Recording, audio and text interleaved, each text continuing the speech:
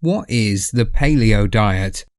There's a lot of confusion over the paleo diet, paleolithic diet, and how it can help with weight loss. It is claimed to help a number of health problems that we shall be exploring. Also, it has received some bad rap because it may bring about certain health issues, which we will look at in more detail. The word paleo, short for paleolithic, relates to the early caveman period, and the diet first came about in 1985 when doctors Stanley Boyd Eaton and Melvin Connor published an article in the New England Journal of Medicine, looking at whether we could benefit from the type of diet that we had evolved to eat genetically, plus whether we had evolved sufficiently genetically to cope with what can be termed our modern-day diet. The aim of the paleo diet is to mimic a hunter-gatherer's diet, therefore whole foods are the backbone of the diet. The paleo excluded foods are legumes, like potatoes, peas, beans, lentils, peanuts, and chickpeas are avoided. Milk, cream, cheese, butter, and yogurt, processed oils and processed foods, all sugars and refined foods, artificial sweeteners, alcohol, grains, salt.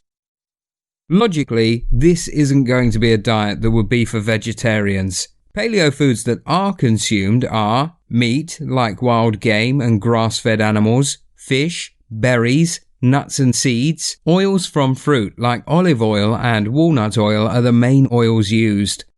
It's easy to see why weight loss would be achieved, because the diet would stop a rise in insulin levels, which stops fat storage and encourages fat burning, similarly explaining the benefits claimed by type 2 diabetics due to the low insulin effect. We cover insulin and weight gain / fast loss on other videos in this channel, links to which are found at the bottom of the video. Briefly, sugars and grains and artificial sweeteners can cause a rise in insulin, the fat storage hormone that also blocks fat burning. One negative in excluding grains completely is that you have to ensure your vitamin B is supplied elsewhere in the diet. Dairy, particularly cow's milk, can cause nasal congestion and stomach issues. So again, excluding dairy will explain some of the reported health benefits around these issues. It is, however, the exclusion of this food group that has brought about criticism, as it is high in calcium and vitamin D.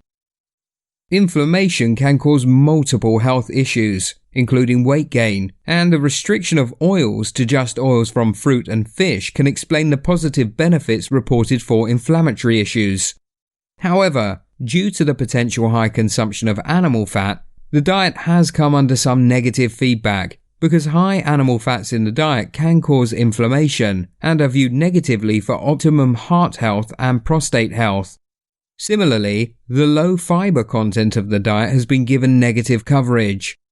On the positives claimed are improved workouts, lower blood pressure and glucose tolerance, improved blood fat, reduced risk of chronic diseases and weight loss. Yet these are also reported in the other two dietary approaches explored on this channel.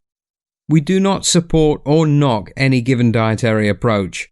We simply look at the three most common diets for weight loss: keto, intermittent fasting, and paleo, and go into why the benefits claimed may work based on our physiology, and why they cause health issues.